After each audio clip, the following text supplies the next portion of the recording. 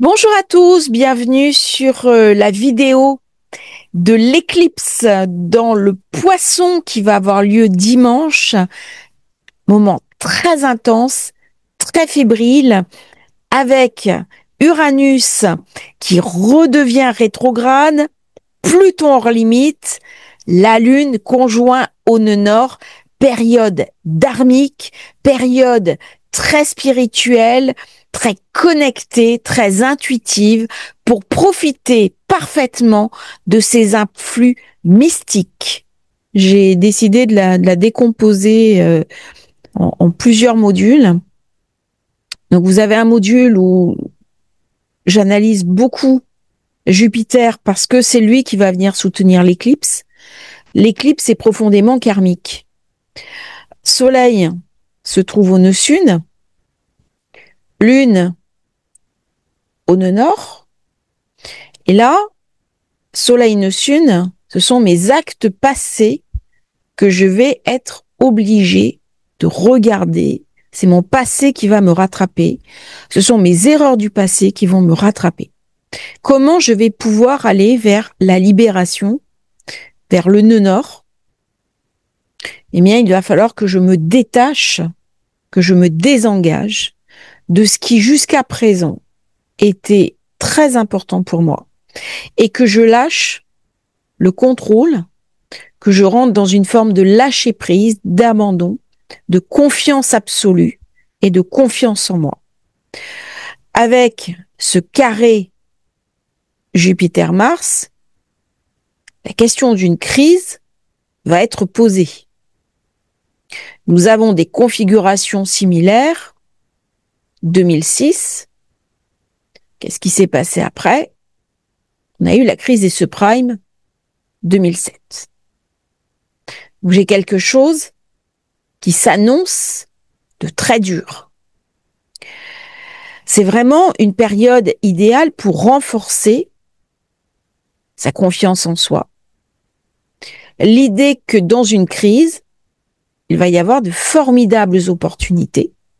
Et c'est ce que vient me raconter Vénus Quinconce, qui amène beaucoup de fébrilité, de la tension dans les couples, ou alors la capacité de dépasser les tensions et d'aborder une relation de manière totalement différente.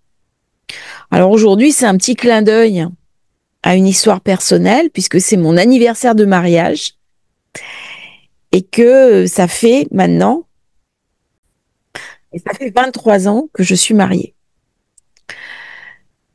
Vénus Quinconce, au niveau global, au niveau collectif, va ramener beaucoup de fébrilité sur les marchés.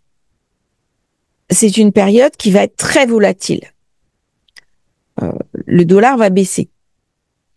Il est possible, dans les temps qui viennent, qu'une personnalité publique meure ou soit assassinée. Je m'explique. Nous avons une carte similaire lors de la mort de la princesse Diana. Je vous montre les cartes. Alors, c'est assez rare que je travaille sur des cartes de décès, mais là, c'est vraiment un événement planétaire qui est la mort de Diana. C'était juste avant une éclipse, et l'éclipse se déroulait Poisson Vierge. Donc là, on est juste avant la nouvelle lune. Le nœud nord, 20 degrés. Et on va voir après la carte de l'éclipse. Alors, pourquoi je publie ces documents? Parce que un certain nombre d'astrologues pensent que dans les jours qui viennent, avant la fin septembre, il peut y avoir la chute d'un dirigeant ou alors une personnalité très connue avec un séisme comparable au décès de Diana. Donc c'est pour ça que je choisis ces cartes. Alors c'est toujours, hein, quand on est dans l'astrologie, on essaie de voir les tendances, de les analyser, mais c'est tout à fait possible. Alors on va regarder les éclipses de ce moment-là. Soleil-Lune, nous sommes en nouvelle lune et le 15 degrés se trouve au mi-point entre la nouvelle lune et le nœud nord. Mercure qui est avec le Soleil. Donc, vous voyez comment j'ai une proximité ici.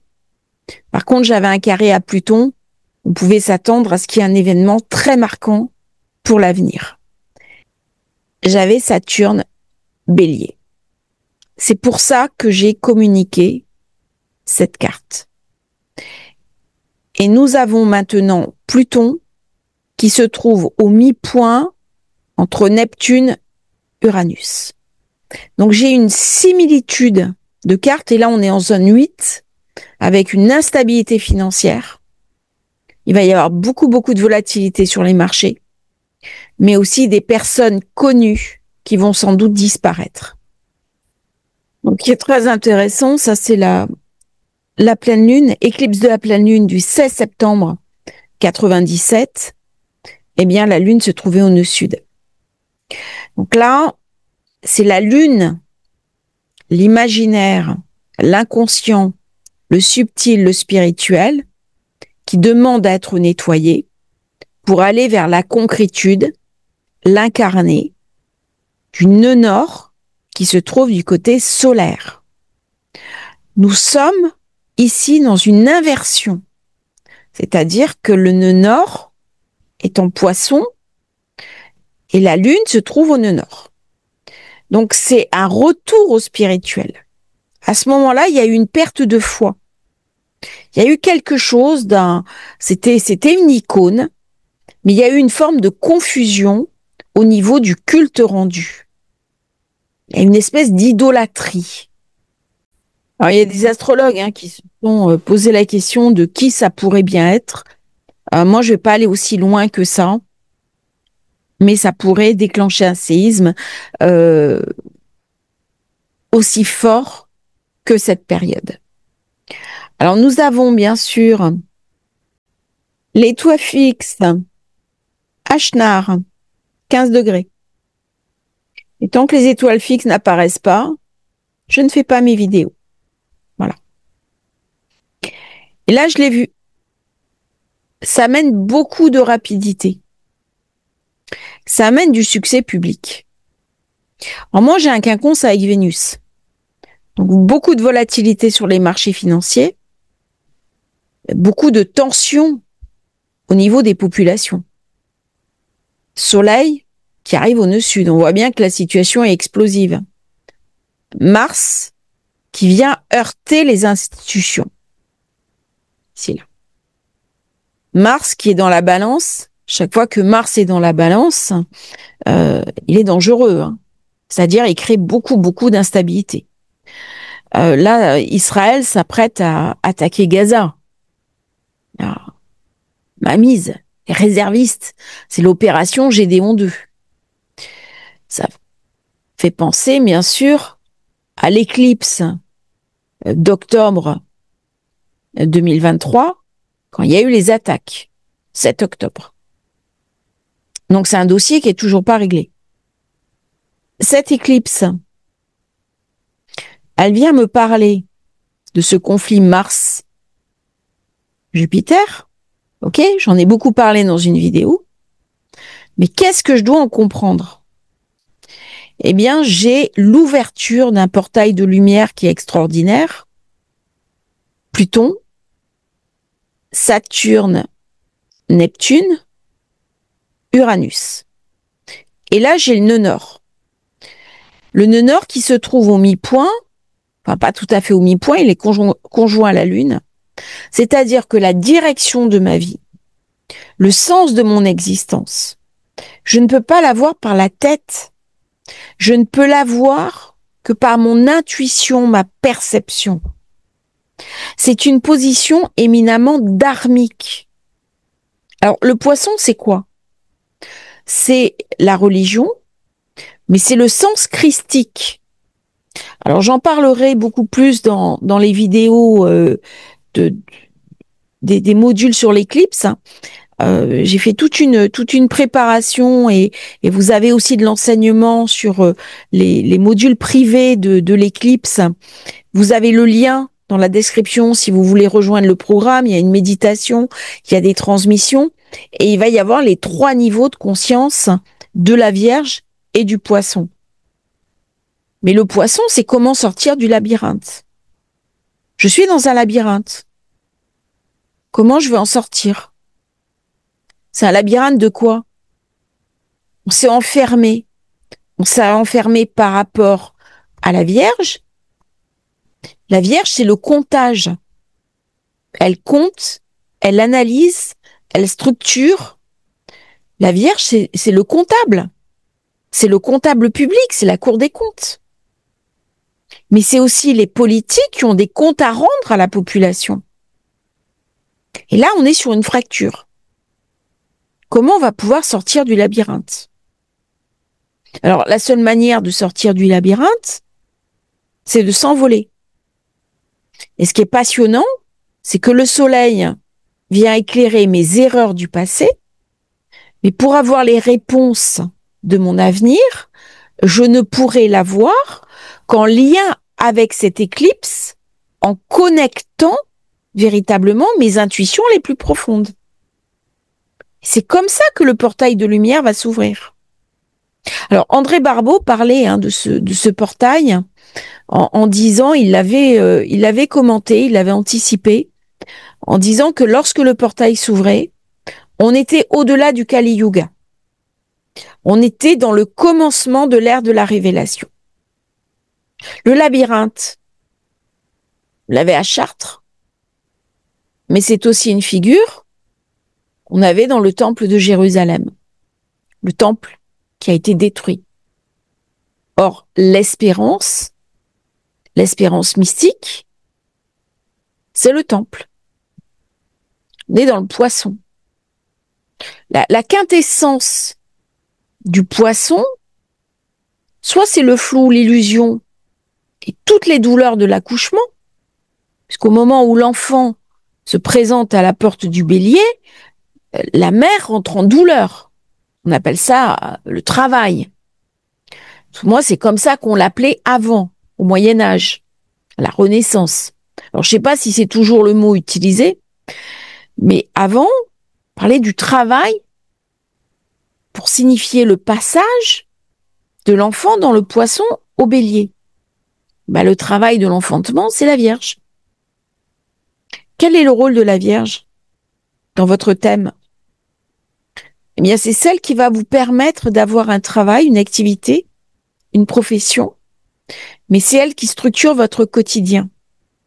Si vous n'avez pas un quotidien, vous n'avez pas une vie équilibrée. C'est la structure, c'est le bâti, c'est l'ossature. C'est pour ça que c'est un signe de terre. Et en face, si je suis uniquement fermée dans mon quotidien, et je le vois bien en astrologie, quand des personnes viennent me voir en disant « Ok, j'ai un métier, ce métier ne me convient plus parce que je paye mes factures, mais ça ne fait pas sens. » Et le sens est où? Eh bien, il est en face, symboliquement dans le Poisson. Et dans le Poisson, je suis invitée à me connecter sur ce que Viktor Frankl appelait l'inconscient spirituel. Et cet inconscient spirituel, eh bien, au moment des ouvertures de portes, au moment des éclipses, eh bien, le lien entre le visible et l'invisible est incroyablement fin. Et donc, je peux me connecter sur la mémoire de mes vies passées, sur le programme de mon âme, et je peux réaligner de manière énergétique une structure qui est défaillante. Alors, pourquoi elle est défaillante? Eh bien, au moment de l'incarnation, on récupère des scories. Et c'est ça ce que vient me raconter le Poisson. On est dans un système de tri. On est dans un système de nettoyage. La Vierge, elle va trier le lumineux et l'extraire du sombre. Et ça peut enclencher un travail de réparation vers le Poisson. Et au moment où nous aurons collectivement bien introduit ce travail de réparation, ce travail de tri, eh bien, l'humanité dans son ensemble va monter une marche de progression. Est-ce que l'humanité collectivement est prête à revivre une guerre mondiale? Je ne parle pas des dirigeants, Je parle pas des grands de ce monde qui ont entre les mains le destin des peuples. Je parle des peuples eux-mêmes. Est-ce qu'on est prêt à revoir revenir des cercueils pour des guerres qui ne nous concernent pas forcément? Mais la question, elle est posée par cette éclipse. Pourquoi? Parce qu'on est au nœud nord. Le nœud nord dans le Poisson, il a un idéal supérieur. Il quitte quelque chose d'incarné, il quitte quelque chose de pragmatique pour aller vers la plus haute réalisation de lui-même. Alors l'un des risques de cette éclipse, c'est l'idéologie. C'est-à-dire je casse tout au nom de l'idéologie. Au lieu de trier. C'est-à-dire la Vierge, elle m'invite à faire du tri. Qu'est-ce que je garde? Qu'est-ce que je jette? Et de cette quintessence, je vais pouvoir me transformer. Parce que j'ai Saturne, Neptune en 1. J'ai Cérès, mais j'ai aussi Chiron qui est la guérison. Et j'ai Bélier qui est intercepté. Ça veut dire que Mars est faible. Mars, ce n'est pas le plus belliqueux, alors que dans la Balance, normalement, il est très puissant. Dans cette éclipse, il est amoindri parce que son signe est intercepté. Donc, il perd de sa puissance. Il perd de sa superbe. Pas certain qu'il puisse faire ce qu'il veut. Notre guerrier inconscient. Alors, avec Saturne et Neptune en maison 1, je suis invitée à mettre en place une nouvelle structure, aussi bien individuelle que collective. Donc, il y a quelque chose qui ne marche plus.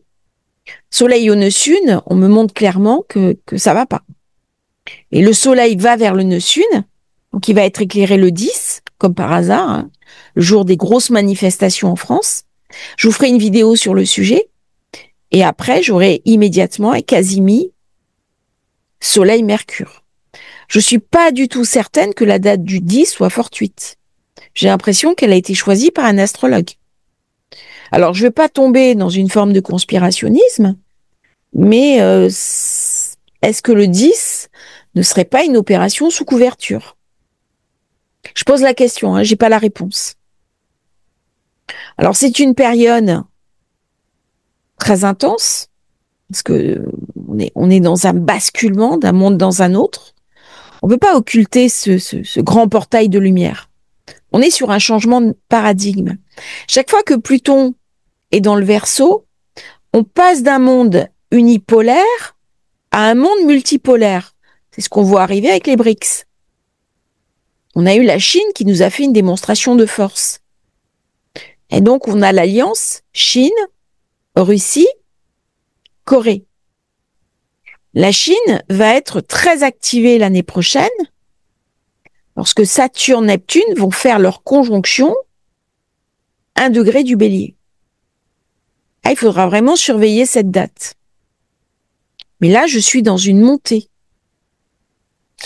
Autre point important de cette éclipse, Uranus, qui finit son carré.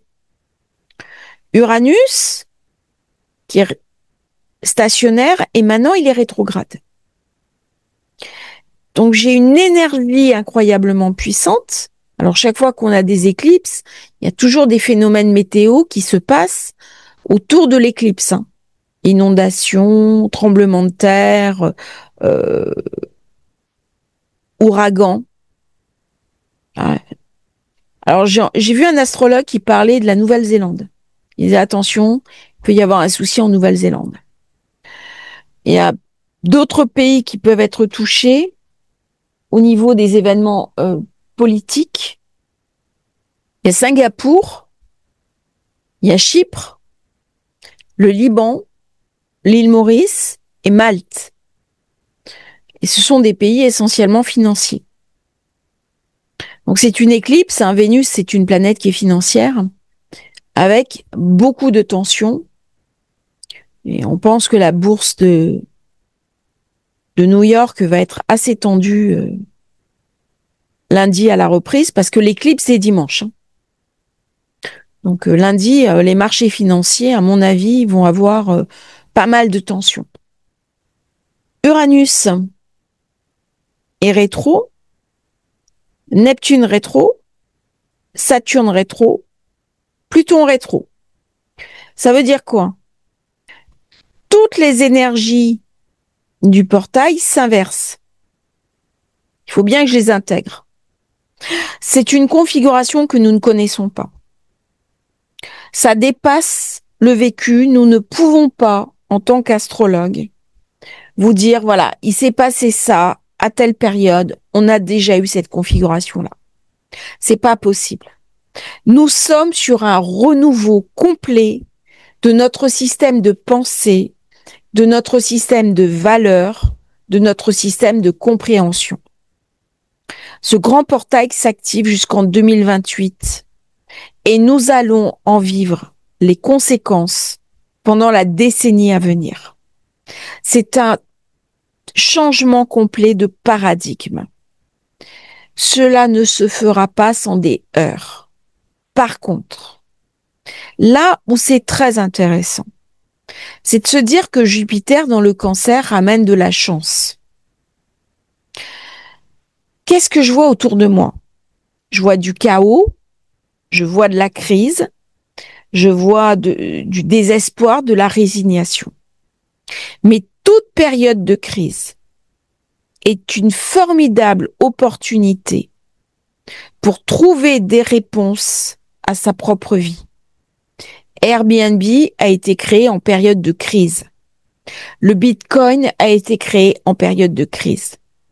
C'est-à-dire que si j'arrive à tirer un enseignement de la crise, si j'arrive à prendre du recul par rapport à mes émotions, parce qu'il va y avoir de la casse, il va y avoir des destructions. Pluton en Verseau, il va pas nous faciliter les choses. Ce ne sont pas les planètes les plus faciles du zodiaque qui rentrent en interaction, même de manière positive. Il va y avoir des sacrées secousses. Mais par contre, si j'arrive à calmer mes émotions, et c'est là où la Vierge est intéressante, parce qu'elle me permet de contrôler ma surémotivité. Elle m'oblige à entrer dans le mental. Nous avons Mercure en Vierge. Il faut réfléchir. Réfléchir à quoi? À ce nouveau paradigme qui m'est proposé.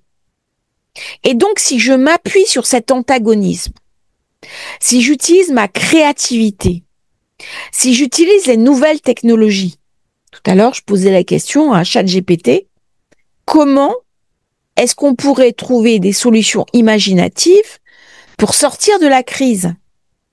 Et il m'a proposé des choses stupéfiantes. Je ferai peut-être une transmission avec ça. Parce que ça peut être utile. Donc, on m'invite à innover. Et le quinconce Vénus-Lune, s'il va se dérouler de manière difficile au niveau collectif, je peux très bien aller chercher une autre réponse en transformant ma propre réalité, ma propre vision, parce que Vénus est dans la zone de la Vierge. Alors, elle est en Lion, mais elle est en zone 6. Ça veut dire qu'il y a quelque chose de la fonction travail, de la fonction labeur à redéployer autrement. Alors malheureusement, dans cette période, je pense qu'il va y avoir des licenciements, il va y avoir des fins de contrat. C'est une période où le financier s'assèche. La zone 12, symboliquement, elle tombe en Verseau. Uranus. Uranus qui est dans la zone 2. Donc on voit bien un risque. Mais dans ce risque systémique, pris individuellement, je peux apprendre à nager. Alors, le poisson, c'est passer du zéro à l'infini. Le zéro, j'arrive à savoir ce que c'est. J'ai une table, j'ai rien sur la table, j'ai le zéro. Comment je peux rentrer dans l'infini? Je peux pas. Vous avez une représentation de l'infini qui est très intéressante. C'est les fractales de Mandelbrot. C'est une répétition à l'infini du même paradigme quantique. C'est-à-dire, c'est un dessin et il est répété à l'infini et toute la structure globale se fait sur la répétition de ce schéma. Eh bien, ça, c'est le poisson. Comment je peux conceptualiser l'infini? À un moment donné, mon cognitif ne peut pas. Et donc, c'est une question absolue entre le limité, qui est la Vierge, et l'illimité, qui est le poisson. Mais pour rentrer dans l'illimité, je suis obligatoirement invité à pénétrer dans un chemin mystique. Et d'ailleurs, quand vous avez des astrophysiciens, eh ben, à un moment donné, la physique va tutoyer la métaphysique. Parce que vont se poser la question des intelligences autres qu'humaines, des intelligences stellaires, mais aussi la question de cette énergie primordiale qui est à l'origine du tout. Alors, dans cette période, vont se poser des grandes questions mystiques, des grandes questions de foi, des structures qui vont exploser. C'est une période où les sociétés technologiques, par contre, vont tirer leur épingle du jeu. C'est une société où on va beaucoup parler des enfants aussi. La difficulté des sociétés à inclure les enfants. Alors, ce qui est intéressant de voir, c'est que l'ascendant aussi tombe dans le poisson. Là, on est en temps universel. Hein. Alors, cette carte, vous pouvez la prendre tant de l'endroit où vous êtes, mais le temps universel, c'est le collectif. Et on est dans le poisson. Et ce qui est incroyable, c'est que la Lune est la première planète qu'on rencontre.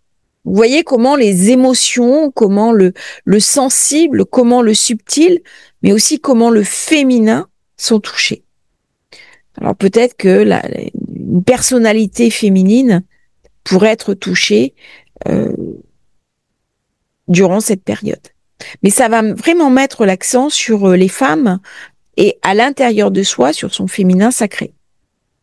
Et d'une manière plus générale, les femmes dans la société. C'est vraiment une carte qui est incroyable. Il y a comme une direction et comme un choix entre le pire ou le meilleur.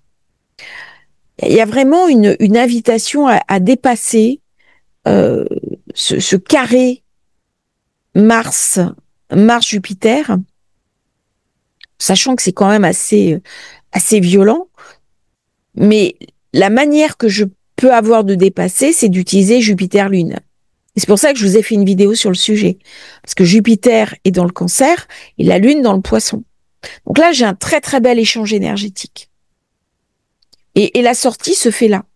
C'est-à-dire lorsque on écoutera de nouveau la voix du peuple. On écoutera de nouveau cette sagesse immanente qui est portée par le peuple, qui est portée par la population. Aujourd'hui, les grands de ce monde se méfient du peuple. Ça va à l'inverse de ce qui s'est passé en Grèce antique, où à Athènes, c'était le citoyen qui était la base de la cité, un citoyen éduqué qui était invité à participer à l'agora. L'agora, c'est le Cancer. Et c'est une alternative. Parce que là, qu'est-ce qui se passe dans nos sociétés? Eh bien, les citoyens sont débarqués de la prise de décision, mais par contre, ils sont obligés de payer l'addition. Et ça ne fonctionne plus. Ils sont dépossédés de leur pouvoir de réflexion, d'analyse, d'implication. Alors bien sûr, ça demande de la culture. Mais c'est ce que vient m'apporter aussi le Poisson, qui est par Jupiter de l'intelligence, Jupiter qui est l'enseignant. Dans le Cancer, il enseigne, il transmet. C'est le professeur. Alors c'est pas toujours drôle, hein. Quand j'apprends quelque chose, je retourne à l'école, mais on est tous invités à retourner à l'école à un moment donné. Et c'est une manière de positiver cette éclipse. Alors je pense que dans les jours qui viennent, dans la semaine suivante, ça va être assez endiablé au niveau des événements. Là, on a l'impression que c'est retenu, mais quand ça va se lâcher, ça va être très puissant. On regarde maintenant pour la France. La France, forcément, ça vient toucher le financier. Là. Plutôt un durcissement des institutions. Ici, Saturne en 2 avec Neptune. Et surtout Mars en 8. Il y a un renchérissement du coût de la dette. Là, le financier est quand même assez touché. De toute façon, j'ai regardé les cartes de la France à partir de septembre. Donc là où nous avons l'anniversaire de la Ve République, c'est assez tendu. Ça apparaît comme un pays malade. Donc il va bien falloir la guérir. Alors ce qui est assez surprenant, au niveau des cartes, Pluton, Verseau, indépendance des États-Unis, Révolution française. Ça veut dire que l'Occident s'est bâti sur ces deux équilibres. US, Révolution française. Et pas uniquement US. Donc ça, c'est intéressant. On a l'impression que le monde occidental s'est bâti uniquement sur les US. Alors qu'en fait, l'astrologie vient nous raconter un tout autre narratif. Il y a ces deux piliers. Et d'ailleurs, la Statue de la Liberté, cadeau de la France, Gustave Eiffel, aux États-Unis. Donc il y a symboliquement la liberté qui éclaire le monde, eh bien, vient de la France. Et nous sommes le pays le plus ancien au niveau des alchimistes, et il y a toute une tradition d'alchimie, puisqu'on est dans le poisson, on peut parler aussi des cathédrales. Vous avez Fulcanelli, toutes les traditions mystiques autour des cathédrales. Sans la France, sans cette énergie-là, bien les États-Unis ont beaucoup plus de mal. C'est-à-dire que si la France s'enlise dans la crise, eh bien les États-Unis baisseront aussi. Ce sont des liens énergétiques. La raison de ce lien, je peux pas, je peux que le voir au niveau astrologique. Alors nous avons le nœud sud qui est là, c'est là. Donc, on voit bien, ça va être tendu, mais voyez, ça passe. Alors le poisson, j'en ai parlé dans la newsletter. On se retire dans le poisson. On va dans la grotte. C'est le sage, c'est l'ermite du tarot. Ben, ça fait penser aux retraites. Retraite spirituelle, mais aussi retraité. Et on a vu ce qu'a dit Bérou, qui n'a pas été du tout apprécié, et pour cause. Alors que, en fait, les actifs, ceux qui travaillent, ils sont dans la Vierge. Ceux qui sont retraités, ils sont dans le poisson. Mais ce qui permet aux actifs de travailler, d'être motivés, c'est de se dire un jour je serai retraité. Et ce qui permet aux retraités d'être bien, c'est parce qu'ils ont été actifs. Donc il y a une dynamique entre les deux signes. Si vous enlevez aux actifs l'idée de la retraite, bah, ils vont beaucoup moins travailler. Et c'est une des raisons peut-être du désinvestissement de la jeune génération à qui on n'arrête pas de dire vous n'aurez pas de retraite. Si j'ai pas de retraite, je peux pas me projeter dans l'avenir. Et le risque, ça c'est un vrai risque, c'est de confronter les générations, alors que en fait, on a besoin d'une circulation entre les actifs et les personnes qui ont été précédemment actives, qui maintenant sont retraitées. Par contre, il y a peut-être un rééquilibrage à faire, mais ça, c'est des comptes publics. Parce que la Vierge, Alors, ça va poser la question, puisqu'on a Mars en 8, des dépenses publiques, bien entendu, des dépenses de l'autre, mais ça posera la question aussi de ceux qui détiennent la dot de la France. Alors, ça, c'est le secret le mieux gardé. on n'arrive pas à savoir qui détient la dette de la France. C'est quand même incroyable. On ne sait pas. Alors, est-ce que la France pourrait lancer un grand emprunt et une grosse souscription auprès de sa population? Ça serait tout à fait possible, avec une 4 dans le taureau, Uranus en 4. Non, il va falloir réfléchir avec l'IA pour trouver des solutions. Je n'ai plus le carré Soleil-Mercure. Par contre, Uranus qui arrive en rétro, il va falloir avoir des solutions d'imagination. Et peut-être qu'une souscription collective permettrait de soutenir cette dette. Il y a autre chose aussi, c'est l'héritage. C'est-à-dire, on va avoir un transfert de richesse énorme dans l'héritage. Et si on regarde bien, Mars est en 8 en balance.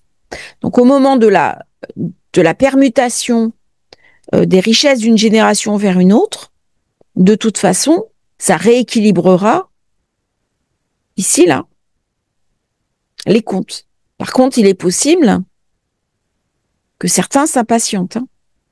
Les gens avec qui on est en contrat, nos créanciers s'impatientent. Voilà. Est-ce qu'on va vers des manifestations d'ampleur? Uranus en 4, il est quand même explosif. L'éclipse rend fébrile et en plus, j'ai un Pluton qui est hors limite. Donc ça augmente la fébrilité. Il est très instable, c'est très très émotif. Puis alors la Lune dans le Poisson, déjà, elle est noyée par ses émotions. Alors en général, quand on est noyé par les émotions, on est toujours noyé par les émotions négatives, et jamais par les émotions positives. Donc elle est dépresse, quoi. Elle est tendue. Et Pluton hors limite rajoute une couche. Donc déjà, j'ai une éclipse. C'est toujours considéré par les anciens comme quelque chose de négatif. C'est là où les grands empires s'effondrent, c'est là où les guerres prennent fin, où commencent les guerres. Alors on aurait pu espérer la fin d'une guerre, la fin d'un conflit, soit Russie-Ukraine, soit Israël. Bon, visiblement ça va pas être le cas. Par contre, ce qui est intéressant, c'est de voir dans le thème de la France, Pluton qui est en zone 1. Et il y a quand même un risque là. Est-ce que Macron va prendre l'article 16 ? Il y a un risque. Il y a un risque. Voilà. Je pense qu'il y songe vraiment. Là, ce qui est intéressant, c'est pas le Bélier intercepté, c'est le Verseau intercepté. Alors, Pluton intercepté perd un peu de son côté belliqueux. Mais hors limite au sud, c'est toujours des révoltes.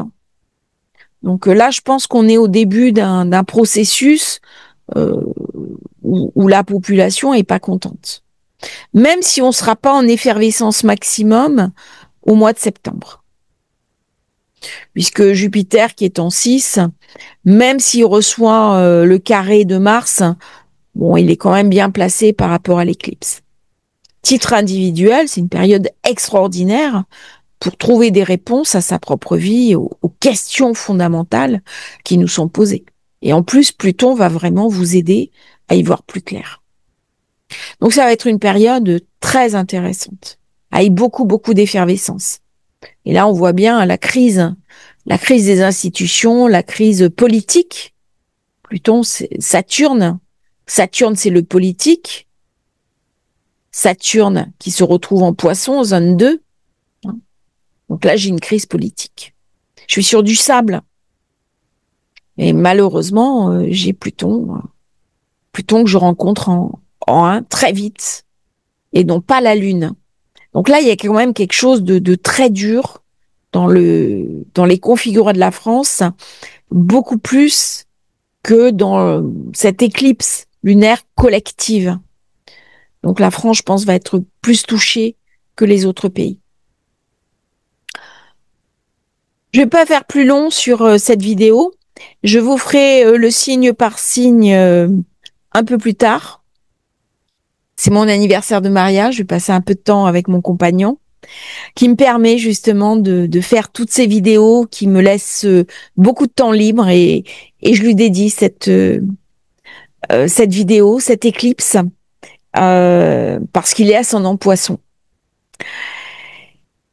Je vous remercie pour votre fidélité. Je vis une très belle expérience sur cette chaîne avec beaucoup d'émotions. Vous avez été très nombreux à rejoindre le programme sur les éclipses et ça me touche énormément.